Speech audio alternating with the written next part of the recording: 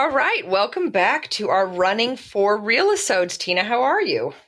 I'm doing well. I was just telling you, got some wildfire smoke, which is a little bit concerning and on my mind. That we literally cannot get away from smoke if it can go anywhere around the world.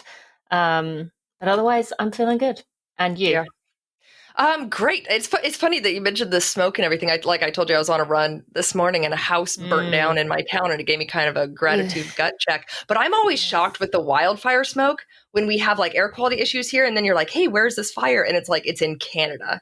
And you're like, Mm. "That is thousands of miles away." It is shocking how much of the world like it covers like these, and especially when you hear that fires were started by like someone stupid throwing like a firework into the gorge and stuff like that. Just it's just infuriating, isn't it? I know, yeah. I don't know if you would know this, but people often ask me where my like environmentalism came from.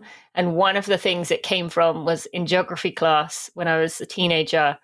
Um, Hearing about acid rain in Scandinavia that was from UK pollution and Mm. being like, how messed up is that? That people are getting acid rain in Scandinavia from things that we are doing in this country.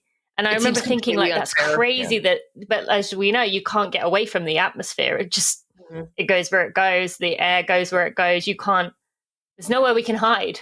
Like, No.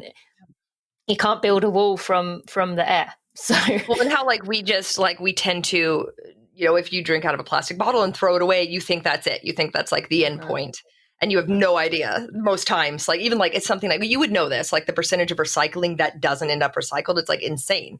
It's like Like 90, 80% or something like no, yeah, it's a it's lot. 95% Oh my plastic God. doesn't actually get recycled. Yeah, That's really, awful. really bad. Really bad. Yeah. Yeah. And thank you for bringing that up. Okay, you have a question for us today. I do, and I'm gonna make this kind of a two-parter because I want to know both what is your favorite town in the US and why, and then what is your favorite town Mm. abroad and why? Because obviously you've spent a lot of time, in Europe growing up there, and then a lot of time here racing and traveling all around. So what towns really stick out to you and why? Hmm. I mean, there's so many for different reasons. I mean, there's so many I could choose from. I'm going to start with the international one actually because that does come to mind easily, and that is Port Douglas in Queensland, Mm. and it's not particularly because of like Port Douglas itself is amazing. It's very much a touristy town, but just the access to the Great Barrier Reef is right there. The Daintree Rainforest is right there. So having these two touch points for me that made me feel so close to nature, like both of them within access of Port Douglas. That is just what instantly came to mind Mm. for me right there because I love the ocean. Like I often like joke I'm like Moana, always drawn to it. But then I would say the rainforest was just incredible. So that is what comes to mind. In the US, I actually am finding that quite hard. I have been to quite a lot of places.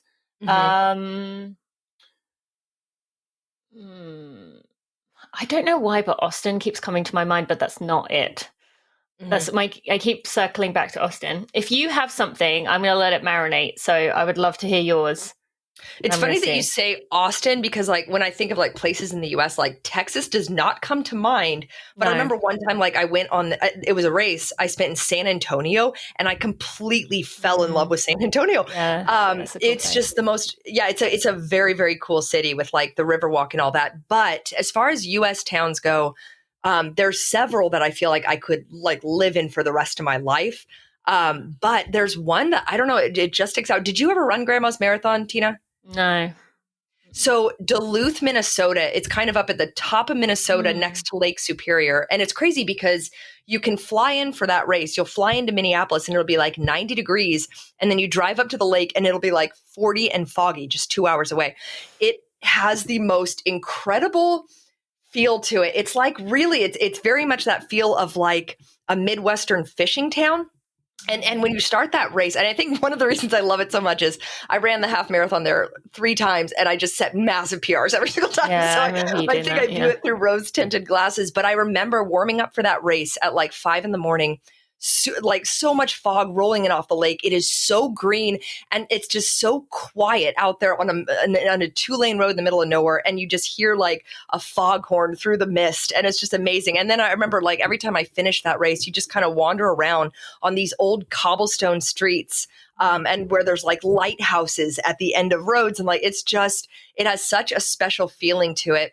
It really does feel like kind of like a beach town. Cause the lakes, like they're so big. Yes. And then also it has like, of course, like good breweries and stuff like that, good burger joints, and a lot of history to it. Like there's a huge boat, the Edmund Fitzgerald, that went down in the middle of the lake right outside of Duluth. And like, I think a couple hundred like people died on it. So it's like, it has a lot of like really interesting history behind that town. So Duluth, Minnesota, which ironically, I think is where Kara Goucher grew up. It is. Yeah. I was just about to say that. She always talks about how much she loves it there, how much she goes, how much that is home. And she paints it in a very, very desirable picture. So hearing you say that kind of makes sense now. Yeah. It is one of those places that like, there's a few places like that where you show up and you kind of feel like it's home, even if you're only there for a couple of days. And I would pick that one over towns like, I loved this little town called Laie on the north coast of Oahu, but it's like, I could not live there year round because I couldn't take that weather all year long. It's great for a vacation. If you're heading there in the middle of a snowy January, that's fantastic. But I want my seasons. I want 4 seasons. But I've also never spent winter in Minnesota, so don't quote me on that either. Yeah, that's true. Well, thank you. That is a good choice. I haven't been there. I've heard Kara talking about it like endlessly. So I've thought about it, and I actually immediately after I passed it over to you, mine came to my mind. And ironically, what does it say on my shirt? Because this is it. Beacon, New York. Yes, I would say. I've never even heard of that. Is that upstate? It's like upstate New York. It's like maybe an hour and a half from Manhattan. Beautiful little town. Looks like it's kind of what you think of in terms of like when you see a little downtown area. Or at least for me, a lot of downtowns now are kind of broken up or they've been forgotten and everything's shut up, as Winchester, Kentucky comes to mind, which we both know well. But Beacon, like all the stores are like very local, very supportive of one another, very like eclectic. There's like nature all around. There's trails. There's like the Hudson River. So that's definitely my favorite. But I don't know why it didn't come to mind at first. That's funny. Yeah, I think it's when I think of like upstate New York, because I've been a few places upstate, but it just always makes me think of it like as perpetually fall time. I see like orange trees and just really like little towns nestled into the hills in upstate New York, which is just that is a really gorgeous area. When people think of like New York, you automatically think of the city, but like and that's always crazy to me when people are like, oh yeah, my favorite place in the US is like New York or LA. I'm like, you could not pay me to spend my life in either of those places, And I'm in the same way. Before I went to Beacon, I remember being like, when people would be like, upstate New York, and I'd be like, New York? Are you kidding me? But then I went and I was like, oh, I get it now. I absolutely felt the same way. And it actually so much so that we're going on our family vacation to upstate New York in a few weeks. So we chose it as our like place to go check out. So okay, what's your international one? So the big Europe trip I did, we went in, I think the one where I got a traffic ticket that I didn't pay in Spain, that trip. So we started in Madrid and we worked our way up through Bordeaux, France, and then over to Switzerland. So in Switzerland, we stayed near Geneva. So Geneva, Switzerland, fascinating city, but it's on the border between France and Switzerland. So it's like on the east side of it, there's this huge lake, and then the Alps kind of start at the end of that lake. But on the other side of Geneva, on the French side, so we stayed on the French border of Geneva. So I was running from our little hotel there, just like 1-lane country roads. The air is just so clean, like in Switzerland. It's amazing. But I ran, across the French border, and I ended up in this teeny tiny little town called Crozet. And it was like running through the opening scene of Beauty and the Beast. It's like, I remember like looking up and people were like carrying baguettes, and there was this woman like shaking out her linen sheets through her wooden shutters. And I was like, this is amazing. Because my problem was, I think with Europe is I planned this whole trip and I was like, oh yeah, I'll go to Bordeaux and I'll go to Madrid and Barcelona. And then it didn't strike me until I was there. I was like, I hate cities.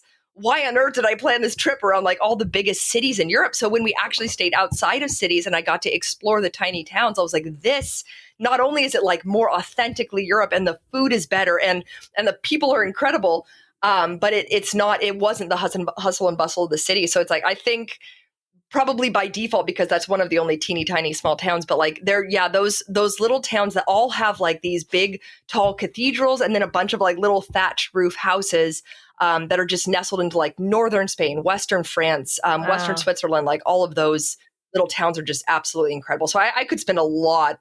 I would love to just camp out there for a year and write another novel at some point. Yeah, I mean, not too unrealistic, right? Maybe to dream. I'd have to learn how to speak French, I think, if I wanted to get around. And my French is not good. But isn't that the best way to do it?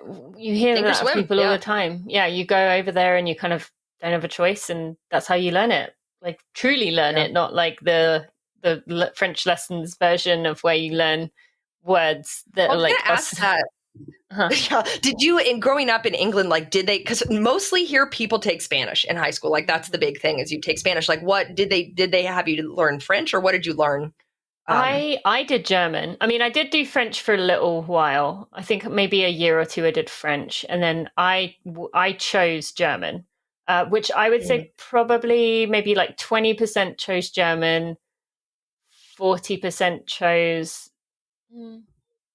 maybe 50% chose Spanish, and then 40% chose French, I would That's guess. crazy, because like German is not even usually an option here. That didn't add up to 100, but you know what I mean. No, German was definitely the least popular one, but yeah. Let's say 40% chose whatever, 40% Spanish, 30% French. But yes, German was an option as well. But I've forgotten almost all of it. All right. Thank you, Sarah, for your answer. We appreciate you listening. And please let us know your favorites. You may give us a place that we may visit someday and can say thank you for the suggestion. So appreciate you listening. We want to hear your answers as well.